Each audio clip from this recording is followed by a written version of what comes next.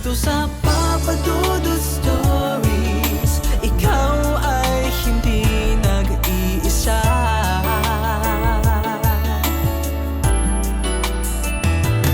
Dito sa Papa Dudut Stories, may nagmamahal sa'yo. Papa Dudut Stories, Papa Dudut Stories. Dear Papa Dudut, sa lahat po ng mga nakatutok ngayon, huwag kalimutan na mag-like, mag-share at mag-subscribe.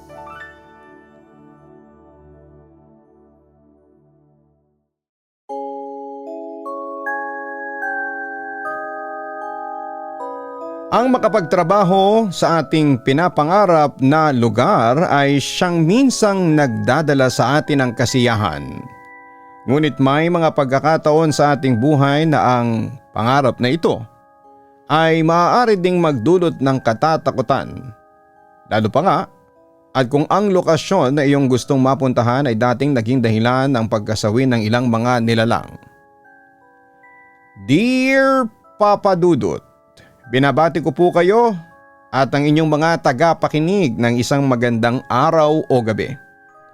Ako nga pala si Micaela, hindi ko tunay na pangalan, 28 years old at kasalukuyang nagtatrabaho sa isang pinakamalaking mental hospital dito sa ating bansa.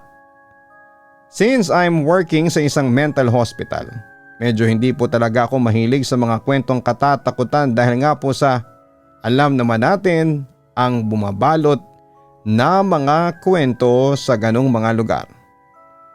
Kahit pa nga sabihing nakasanayan ko na ang ganitong mga insidente, iba-iba pa din ang ating mga karanasan ukol sa usapang ito.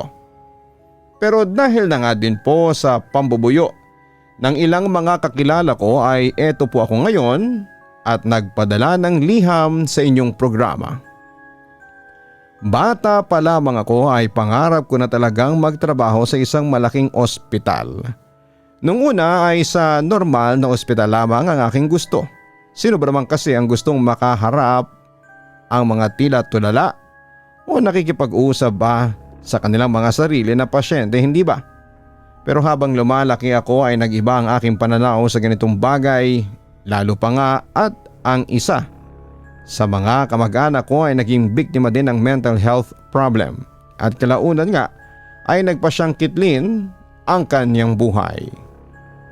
Dito po nagsimula ang aking kagustuhan na matuto kung paano nga ba ihahandle ang mga individual na may ganitong problema.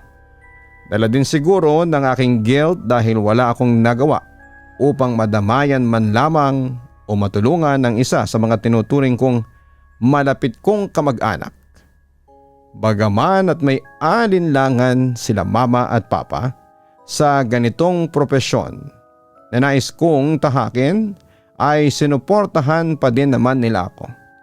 Dahil talagang ipinakita ko daw sa kanila na ito ang gusto kong gawin sa buhay ko. Sabihin na nating parang calling ko na rin po ito. Kaya naman ang matanggap ako sa isa sa mga malalaking mental hospital sa ating bansa ay talaga namang walang pagsidlan ang aking tuwa. Sabi ko pa nga noon ay this is it, pansit. Finally ay matutupad ko na ang pangarap ko.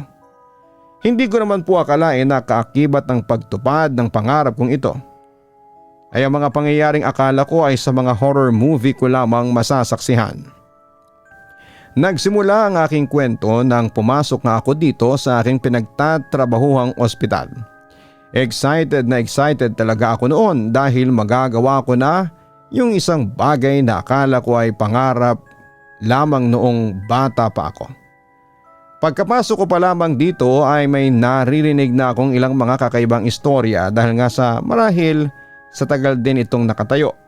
Medyo may kalumaan na rin kasi ang ospital na ito at mahahalata mo talagang ilang dekada na ang pinagdaanan niya. So ayun nga po, may mga naririnig akong mga kwento ukol dito kung saan ayon sa mga naunang nurse na nandito ay may mga kakaiba daw na nagaganap sa loob ng mental hospital na yon. Ilan nga daw dito ay yung biglaan na lamang makakarinig ng sigaw ng pasyente, ngunit kapag i-check mo naman ay wala namang tao sa silid na yon.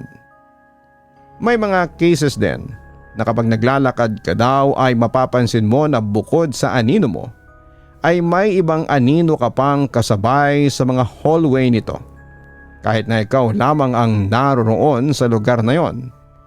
Para sa mga matagal nang nagtatrabaho dito, nakasanayan na lamang daw nila ang ganitong mga pagpaparamdam, pero syempre dahil bago pa nga lamang ako dito ay ino-orient lamang nila ako para may ideya daw ako sa mga nagaganap doon. Sa isip-isip ko nga na mga panahong ito ay ganun ba talaga kapag bago ka sa isang lugar? May mga ganitong kwento talagang sasalubong sa iyo. Aminin naman na po kasi natin, madalas kahit na hindi naman totoo ay may mga kakalat-kalat, talagang mga kwento ng katatakutan, lalo na kung luma na ang mga gusaling pinapasukan nyo. Bagaman at umoo na lamang ako sa kanila nang sabihin nilang kapag may naranasan akong ganong mga sitwasyon ay huwag ko na lamang pansinin, ay hindi ko ito masyadong itinatak sa aking isipan. Hindi din kasi ako mahilig sa mga nakakatakot na istorya, lalo na kung tungkol sa mga kaluluwa o mga hindi maipaliwanag na kaganapan. Kaya naman iwinaksi ko din ito sa aking isipan dahil baka makagulo lamang ito sa aking pagtatrabaho. Sa buong unang araw ko naman doon ay wala akong naranasan na kahit na ano sa mga sinasabi nila. Kaya naman mas lalong tumindi ang aking paniniwala na mga haka-haka lamang ang sinasabi nila sa akin at wala itong katotohanan. Masaya akong umuwi ng araw na yon at ikinuwento ko pa sa aking mga magulang ang mga naganap sa akin. Natutuwa naman sila para sa akin and thankful din naman ako sa suporta nila, kaya naman ipinangako ko sa aking sarili na hindi ko sasayangin ang ibinigay nilang tiwala sa akin. Sa mga sumunod pang araw ng aking pagtatrabaho ay talagang sinipagan ko at ginawa ko ang aking best sa bawat tungkulin na inaatang sa akin. Natutuwa nga din ang mga katrabaho ko sa akin dahil masyado ko naman daw ginagalingan sa trabaho at baka daw ma-promote kagad ako niyan. Tinatawanan ko naman sila kahit na binibiro nila ako ng ganito.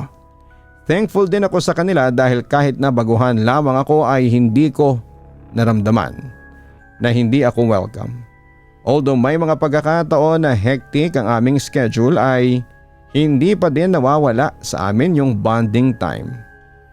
Paraan na din kasi namin ito upang hindi kami masyadong ma-burn out sa aming mga ginagawa, lalo pa nga at ang mga pasyente namin ay may mga problema sa kanilang kaisipan.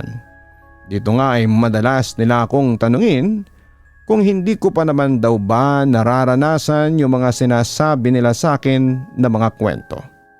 Natatawa ako sa mga sinasagot ko na wala naman ata talagang ganong mga nangyayari doon at tinatakot lamang nila ako. Pinipitik lang naman nila ako sa noo sabay sasabihing wag ko daw silang tawanan dahil halos lahat sila doon ay naranasan na ang tinutukoy nilang mga kaganapan sa ospital na yon. Hintayin ko daw na ma-duty ako sa gabi, baka daw doon daw magparamdam sila sa akin. Pabiro ko na lamang silang sinasabihan na tingnan na lang namin. Baka doon ko lang talaga mapapatunayan at tamang mga sinasabi nila. Sinaway naman nila ako na huwag ko daw gawing biro ang ganong mga bagay dahil minsan hindi nila ito nagugustuhan. Kapag nagalit daw ang mga ito sa akin ay baka kung ano ang gawin ng mga ito. Hindi ko na nga lamang sinagot, Papa Dudut. Nagpatuloy na lamang ako sa aking ginagawa dahil madami pa akong aasikasuhin. Isa sa mga pasyente ko dito ay si Melanie, hindi niya tunay na pangalan. Ayon sa ibang nurse, may ibang kakayahan daw si Melanie na siyang naging dahilan kung bakit napasok siya sa ospital na yon. Malakas daw kasi ang sixth sense nito at dahil nga marahil sa pinupuntahan o pinapakitaan siya madalas ng mga nilalang na hindi naman natin normal na nakikita. Ilang mga nurse ang takot sa kanya dahil nga sa abilidad daw niyang ito. Pero ako na hindi naman gaanong naniniwala sa ganong mga bagay ay tila nakikita ko naman na normal siya. Nakakausap ko siya ng maayos pero may mga pagkakataon na nakikita ko siyang tila may kinakausap kapag bumibisita ako sa kanya. Katulad nga ngayong araw, pagdating ko sa kanyang silid ay nakita kong nakikipagtawanan ito sa hangin.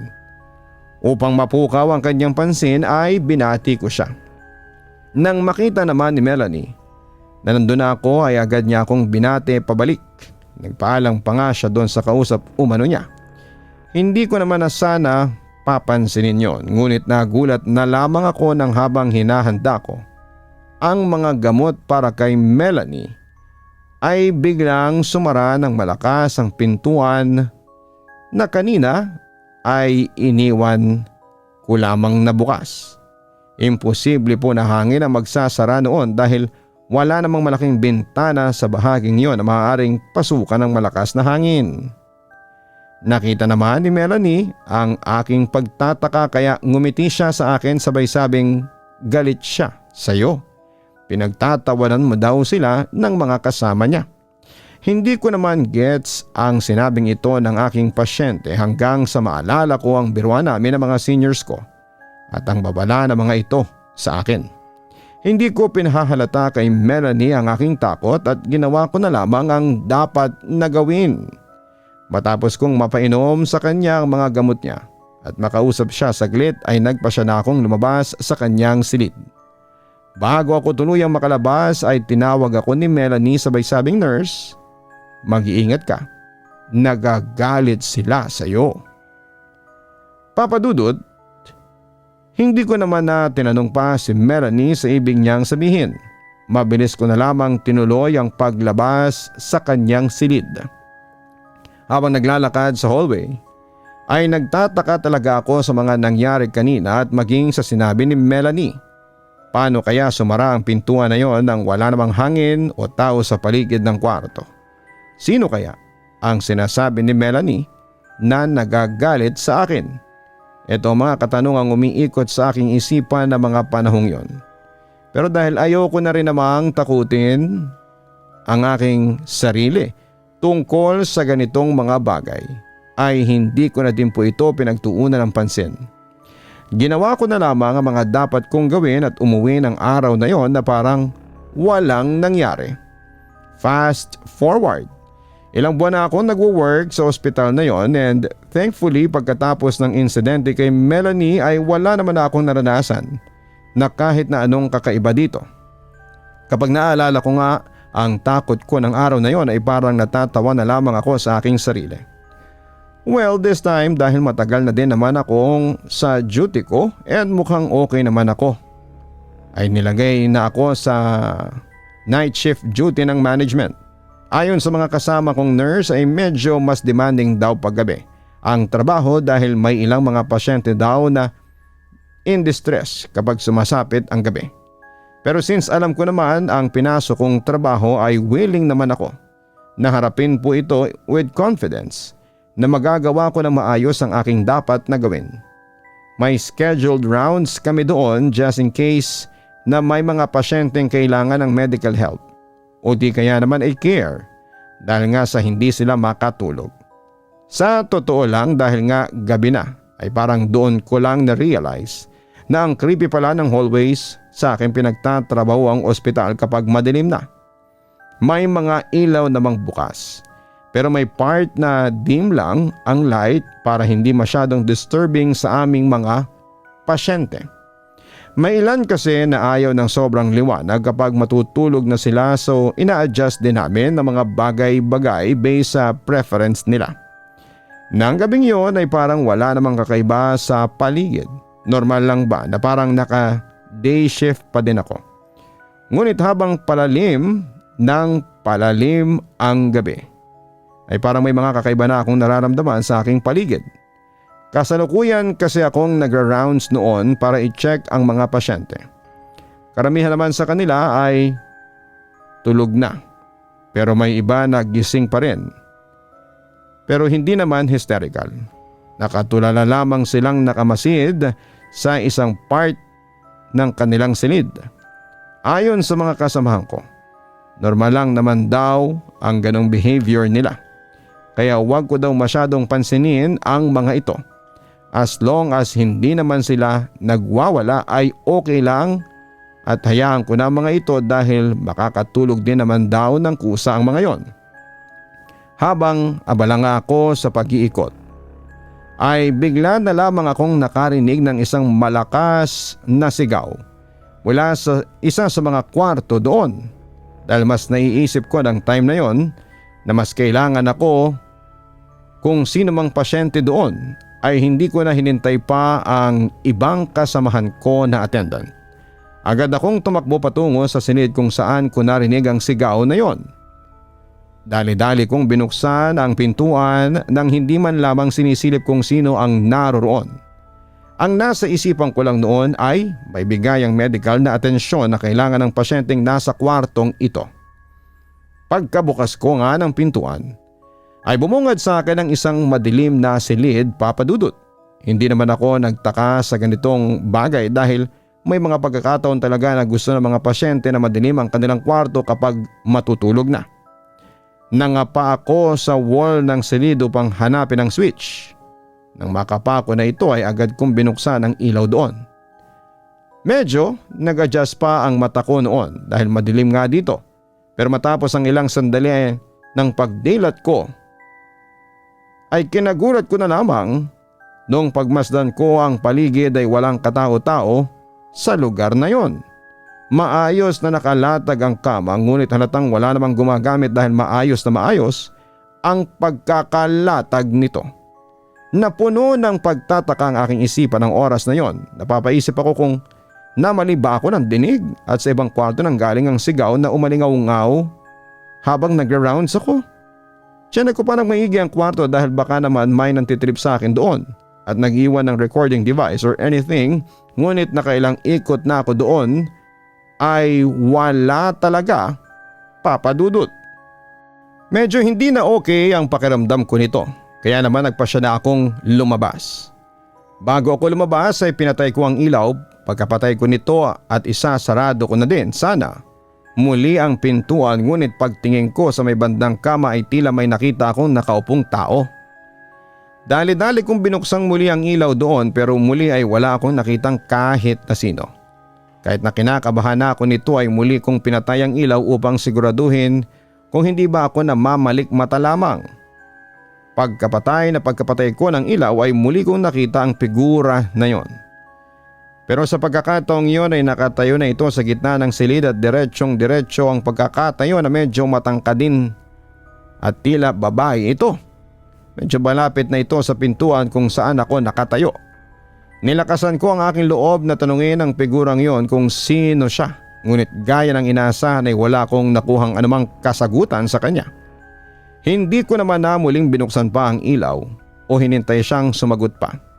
Nang oras na yon ay alam ko sa aking sarili na hindi normal ang nararanasan kong ito at mukhang napaglalaruan ata ako ng mga sinasabi ng aking mga kasamahan na mga pasyenteng hindi naman nabibilang sa ating mundong ginagalawan. Isinarado ko na kaagad ang pintuan ng silid na yon, Papa Dudut, ni hindi ko na nga tinignan kung nasaan na ang nilalang na nakatayo sa gitna ng kwarto. Pagkalako ng pintuan ay doon lamang ako nakahinga ng maayos. Ngunit lahat yata ng lakas sa aking katawan ay nawala. Nang pag-angat ko ng tingin ay bumungad sa akin mula sa salamin ng kwartong yon ang isang nakasandal na mukha ng babae na ngiti-ngiti sa akin. Napasigaw talaga ako ng malakas dahil sa sobrang takot na aking naramdaman. Nakakakilabot kasi ang kanyang itsura.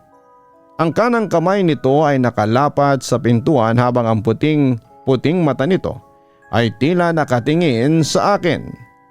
Dumagdag sa nakakakilabot na itsura nito ang dilim ng kwartong yon at ang gulo-gulo nitong buhok na halos nakadikit-dikit na ata dahil sa ilang araw na hindi pagsusuklay at paliligo. Nang makabawi ako ng lakas, ay agad akong tumakbo paalis sa lugar na yon, Papa Dudut. Ngunit sa bawat madilim na pintuan na aking nadadaanan ay naroon ang nakasandal na mukha ng babaeng yon na akala mo ay sinusundan ako. Alam ko na hindi normal ang nangyayaring ito sa akin kaya naman hindi ako tumigil sa aking pagtakbo. Hanggat hindi ako nakakarating sa aming station. Nang makarating nga ako doon ay habol na habol ang aking hininga. May ilang mga kasamahan ako doon na naabutan kong nagpapahinga. Nag-aalala ang mga itong tumingin sa akin at tinanong kung ano ang nangyari. Tinanong ko silang lahat kung hindi ba nila narinig ang sigaw ng isang pasyente doon sa isa sa mga kwarto. Mabilis nilang sinagot na wala silang narinig na kahit na anong ingay. Ang mas nagpadagdag pa sa takot ko ay noong sabihin ng aking katrabaho na paano daw may sisigaw na pasyente doon samantalang wala naman daw naka-admit na pasyente sa dulong bahagi ng aking pinanggalingang lugar. Talaga pong napaluhod ako dito dahil sa panginginig ng aking mga tuhod ng oras na yon. Muli naman akong tinanong ng aking mga kasamahan kung anong nangyari sa akin dahil namumutla daw ako ng husto ng panahong ito. Dito ko na nga ibinahagi sa kanila ang tungkol sa narinig kong sigaw, maging ang pagpunta ko dito at ang mga sumunod pa ngang nakakatakot na mga nangyari. Hindi ko alam kung paniniwalaan nila ako, pero alam ko sa sarili ko na totoo nga ang mga naganap sa akin at hindi ito kathang isip lamang o imahinasyon. Ilang saglit pa nga ay tinapik ako ng mga kasamahan ko at pinaupo na muna ng maayos sa isang upuan. Dito ay sinabi nila na naniniwala naman sila sa akin dahil nga ilan na din sa kanila ang nakaranas ng ganong mga insidente. Normal na daw sa ospital na yon ang mga biglaang pagsigaw ng ilang mga pasyente ngunit kapag sisilipin nila ay wala namang tao sa pinanggalingan nitong lugar. Marahil dahil nga sa kalumaan na din ng ospital na ito ay may mga nakaraan ito na nananatili noon at hindi na umaalis pa. Sinabihan nila ako na posibleng hindi lamang ngayon ko mararanasan ang mga ganitong insidente sa ospital na ito at may posibilidad na araw-araw ko itong makita o maramdaman. Medyo napaisip naman ako sa kanilang mga sinabi, Papa Dudut, kung sakali ba na maganap sa akin ang ganitong mga pangyayari araw-araw ay kakayanin ko kaya ito. Habang nagpapahinga ko doon ay ito ang aking iniisip. Sa buong shift ko naman na yon ay hindi naman ako iniwan ng aking mga kasamahan. Marahil ay ramdam nila na medyo may takot pa sa akin kaya naman kada magra-rounds ako ay may isa sa mga attendants na sumasama sa akin. Thankful naman ako sa support nila. Na-realize ko nga din na kahit gaano ako katakot sa mga nagaganap ay mas lumalabang pa din sa aking isipan ang kagustuhan na matulungan ng mga pasyenteng naroroon sa ospital. Pagkatapos nga ng shift kong yon ay na-realize ko na totoo nga ang sinasabi ng aking mga kasamahan na may mga pagpaparamdam talaga na mangyayari sa pinapasukang kong trabaho. Medyo na-guilty lamang ako na biniro-biro ko pa sila ng kung ano-ano gayong nagsasabi naman pala sila ng katotohanan sa akin. Hindi ko naman binanggit sa aking mga magulang ang naturang insidente dahil ayaw kong mag-alala sila. And worst, isipin nila na dahil nga sa ganong lugar ako nagtatrabaho ay baka naapektuhan na ng lugar na yon ang aking mentalidad. Mahal ko ang aking trabaho, kaya naman ayaw kong patigilin nila ako dito. Nang mga sumunod nga na gabi na nag-duty ako ay inihanda ko na ang aking sarili sa mga posibleng maganap sa akin. Ini-expect ko nga na makakarinig na naman ako ng sigaw pero nang gabing yon ay wala naman. Nagkataon nga na isang gabi ay kasama sa mga i-check ko si Melanie. Masaya ko siyang binisita upang tignan ang kanyang kalagayan. Pagpasok ko pa lamang doon ay may kakaiba na akong nararamdaman. Parang malamig sa loob ng kanyang silid. Ibang pakiramdam na ito kumpara sa lamig na nararamdaman natin kapag malakas ang aircon o electric fan. Hindi ko tuloy maiwasan na mailibot ang aking paningin sa kanyang silid at tignan kung may kakaiba sa paligid. Wala naman akong napansin na kahit na ano, kaya naman nagpatuloy lamang ako. Binati ko si Melanie at tinanong kung ano ang kanyang ginagawa. Dito ay masaya naman siyang sumagot na nakikipag-usap lamang umano siya sa kanyang mga kaibigan. Dahil nga sa normal na senaryo na ito kapag kausap mo si Melanie, kaya naman hindi ko ito masyadong binigyan ng pansin. Pinagpatuloy ko lamang ang mga usual na routine check-up ko na ginagawa sa kanya at pagpapainom nga din ng mga gamot. Nang patapos na ako ay pansin ko na titig ng titig sa akin si Melanie. Medyo awkward nga lang yung pagkakatitig niya sa akin, kaya naman tinanong ko siya kung ano nga ba ang problema. Nakangiti pa din naman ako sa kanya nito kahit na medyo hindi na nga ako komportable. Dito ay nagulat ako sa kanyang sinabi na, sabi ng kaibigan ko, binisita ka daw niya nung nakaraan. Magpapacheck up daw sana siya sa iyo. Kaso tumakbo ka.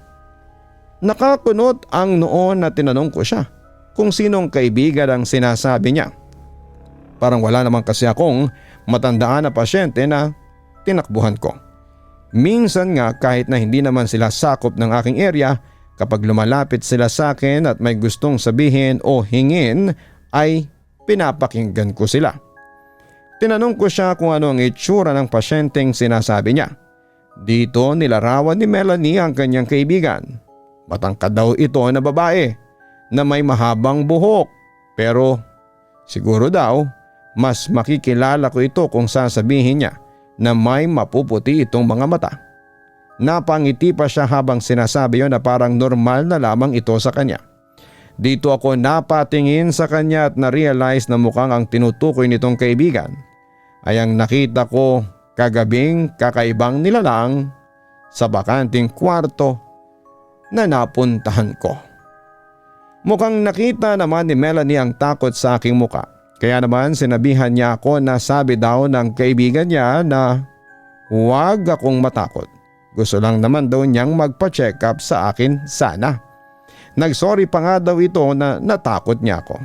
Hindi ko tuloy alam kung matatawa ba ako o matatakot na mga oras na yon dahil nagawa pa magsorry sa akin ang kaluluwang yon dahil natakot niya ako.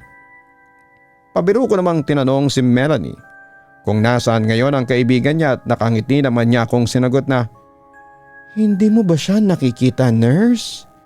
Kanina pa siyang nakasunod sa iyo. Kasama mo nga siyang pumasok dito sa kwarto ko."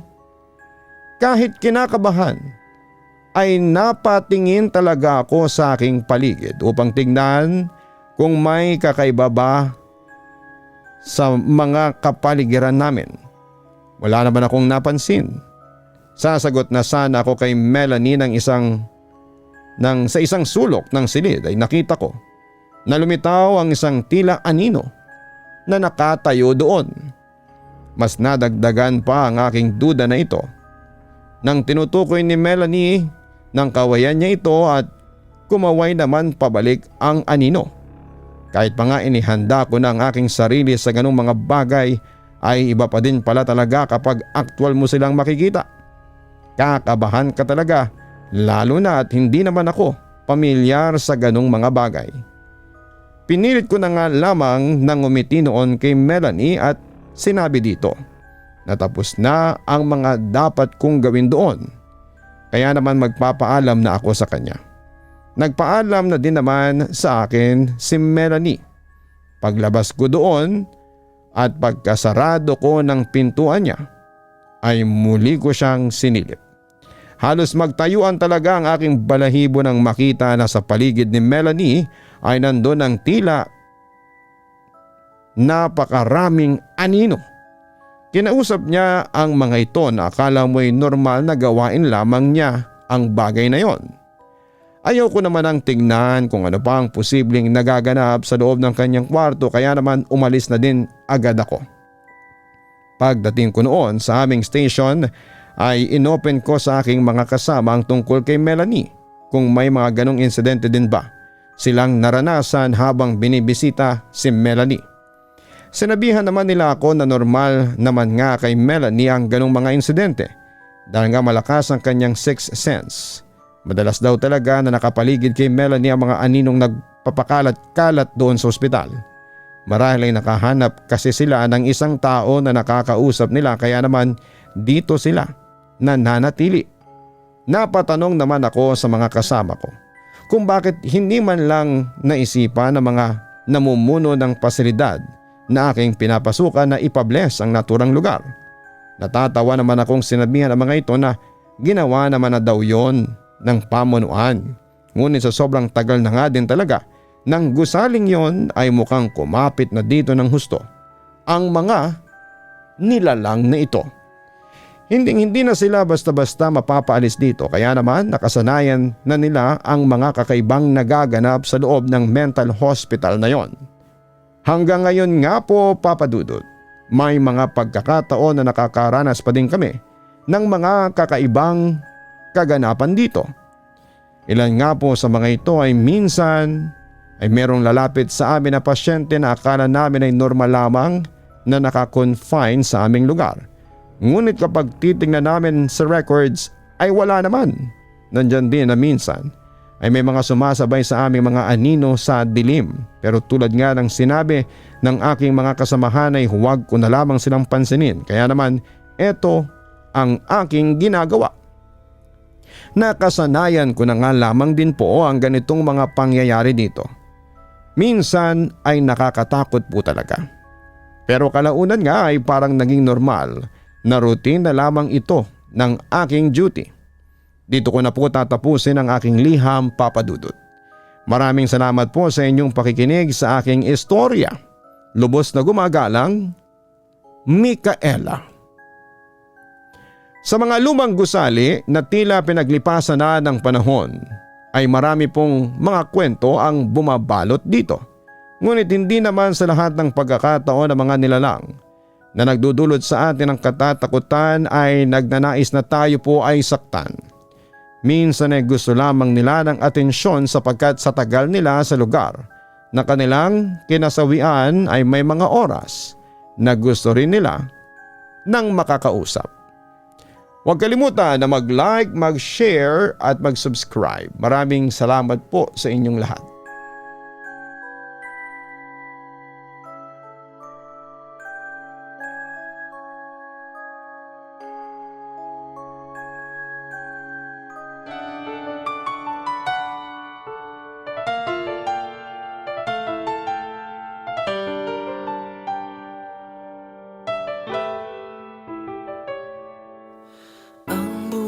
Ay mahiwaga,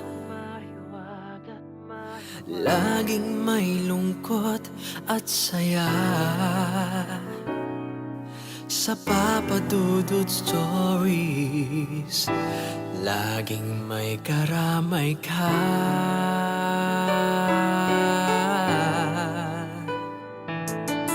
Mga problemang kay bigat, dito ay pakikinggan ka. Sa Papa Dudut Stories, kami ay iyong kasama. Dito sa Papa Dudut Stories, ikaw ay hindi nag-iisa.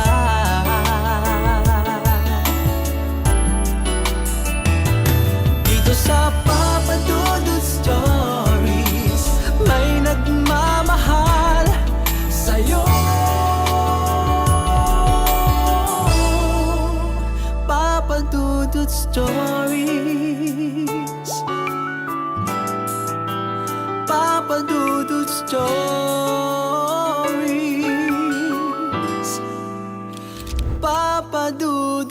Stories.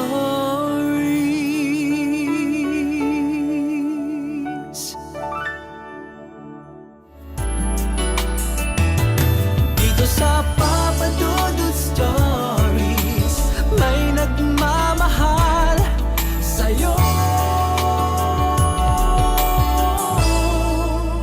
Papa Dudut Stories.